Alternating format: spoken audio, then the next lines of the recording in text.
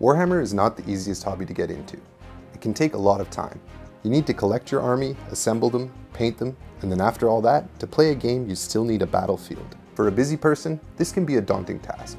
So in today's video, I'm going to show you how you can make a whole battlefield worth of terrain using cheap and easily accessible materials, and do it all in just 1 hour.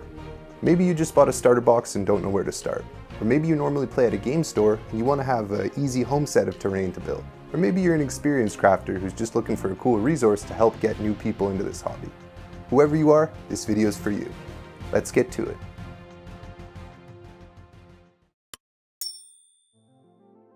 The basis of this project is going to be just a regular cardboard box. All of you probably have tons of these coming through the house from regular household purchases or online orders. I'm going to start by measuring and marking out the rough shape of my first building right onto the side of this box with a Sharpie, roughly 9 inches by 8 inches. Next, I measure 1 inch off the ground, then apply some strips of masking tape. This was not necessary, and it was just something I was experimenting with. I thought this would be a quick way to approximate the height for the windows that I'm going to cut in a moment. I measure out some markings for some 1 inch wide windows spaced 1.5 inches apart. Then with a piece of card with a square angle, I mark those on with a Sharpie. Using a sharp knife, I cut those out. At this point, I'm going to cut the rough shape of the building out, which I do by making a jagged cut with my craft knife. You don't have to be precise or anything. This will be the ruined corner of a building, so any mistakes are not going to be noticeable since the whole thing is going to be ruined. With that cut out, I lift up the flap in the corner and I glue it down with a hot glue gun. Hot glue guns are extremely useful crafting tools, and you can get them for really cheap, like $5 at a dollar store usually. They bond things quickly and dry extremely fast, so they're super useful for something like this. Next, I'll measure a second set of windows, starting 6 inches off the ground. I could have cut these windows at the same time, but I was just feeling out the best way to do things.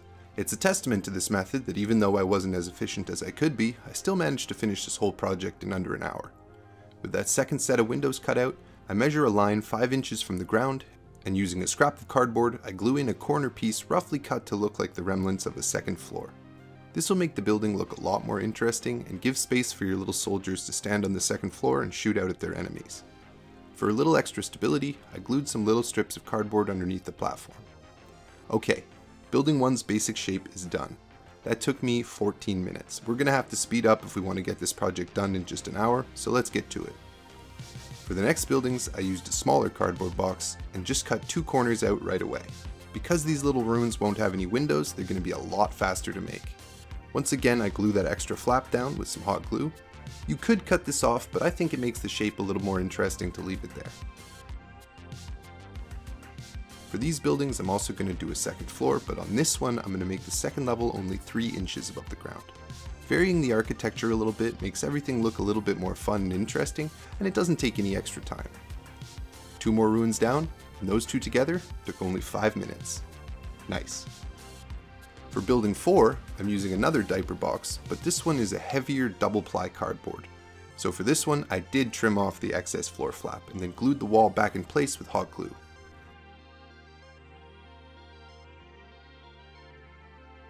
This time I learned from my errors on the first building, and I measured my windows all at once. I saved even more time by using the width of my ruler to measure out the windows and the spacing between, which was extremely fast and easy. Once again, I cut those out with my craft knife. I should mention having a sharp blade on your knife is essential, as it'll make cutting faster, but also make all your cuts have a nice clean edge. Once again, I put a second story on there. The double thick cardboard is really awesome. Definitely use double thick if you have it. Hell yeah, another building down, and with the time saved, this one took only 8 minutes. For building 5, I wanted to do something a little bit different. The box that I used had this fun little handle hole already cut in the corner, so I decided to use that. Let's make a more industrial looking building to add some variation. This time, I right away cut the rough shape of a ruined building corner. I had this little tin lying around from some cookie sticks, so I hot glued that on there using the flap from the handle hole to add an extra point of contact and more stability. You could use a pop can or any other can for this, but this cookie tin is not immediately a recognizable shape, and it's quite rigid and durable, so something like this is preferable.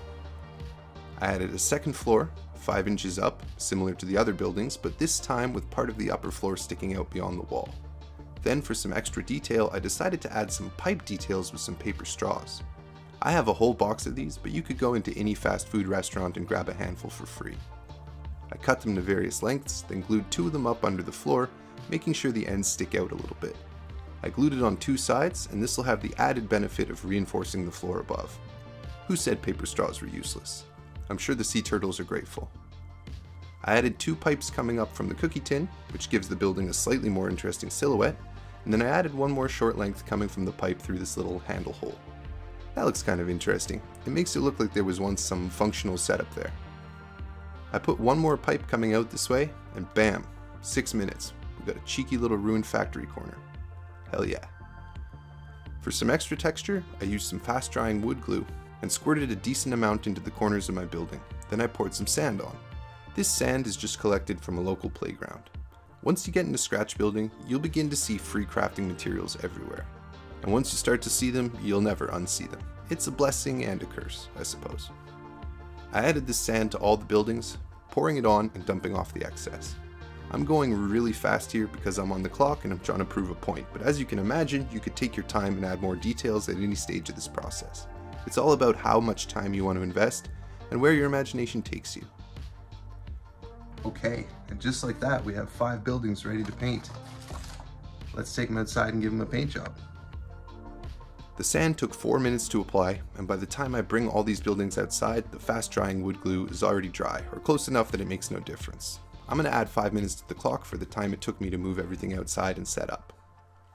Using a gray spray paint with a built-in primer, I spray all the buildings heavily, covering them as well as I can. The cardboard is super absorbent, so I'm being really heavy on the trigger here. The primer is really important. It'll soak into that cardboard and make them much more durable and resistant to moisture.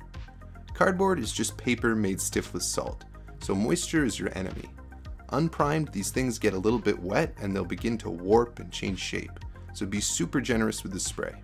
I even spray the bottoms, which although they won't be visible, will help prevent warping.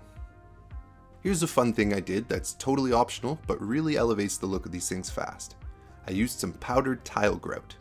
I have a big box here, but it's available at hardware stores in smaller tubs and comes in a variety of different shades from grays to yellows to browns. It's pretty inexpensive as well.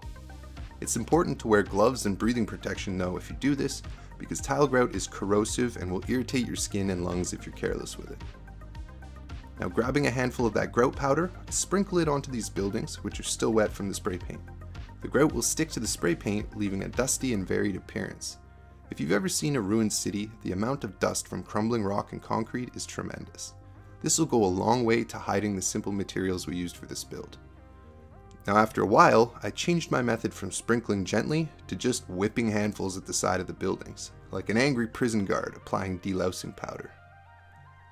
When that's on there, I used my gloved hand to smear the grout in a vertical direction, which gives these awesome natural looking streaks to the walls. For how fast and easy this technique is, it makes a great result. At this moment, something unsettling happened. Guys, I think a raccoon might have crawled into my garage while I was filming.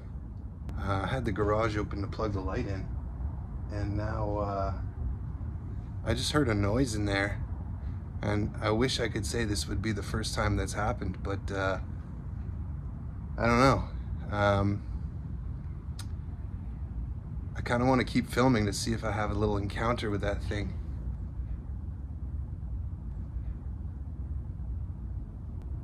I'm not sure if I can hear something or if it's just my imagination.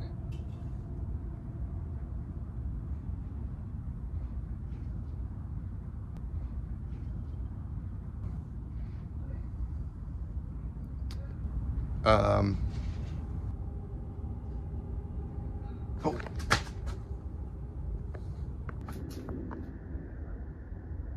Where are you?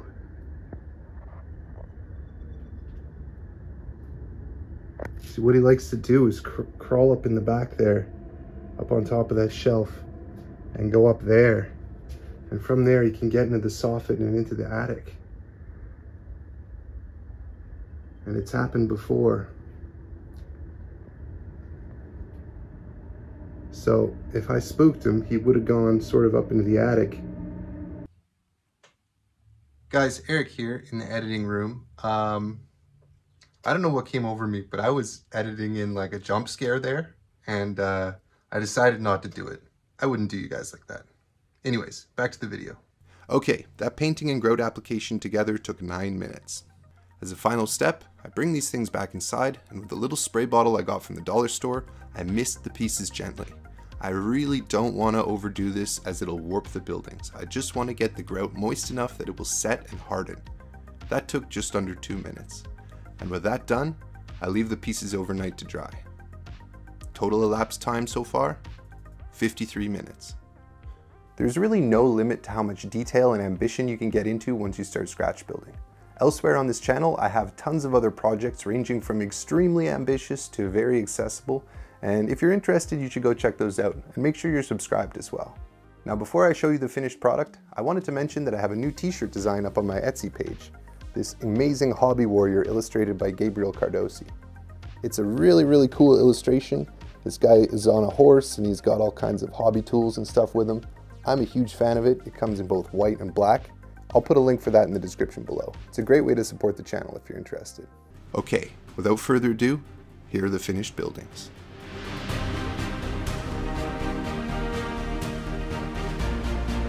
I think they look pretty awesome. Now obviously they aren't perfect, but come on guys, they took less than an hour to make. Playing on a table with these is going to be a far more fun and enjoyable experience than playing on an empty table, that's for sure. So if you or someone you know has been saying they don't have the time or money to make terrain, show them this video. It's way more fun and accessible to start crafting your own imaginary world than you would think. I'd like to give a huge thank you to my patrons for supporting the channel, and the Army Painter, who makes top quality miniature paints and helps support my work by sponsoring the channel. You could join my Patreon in the link below, and my patrons get a special 10% off promo code for all Army Painter products. I'll also put a 5% off promo code for non-patrons for the Army Painter in the description box below. I hope you guys enjoyed this video. Thanks for tuning in, guys. We'll see you next time on Eric's Hobby Workshop.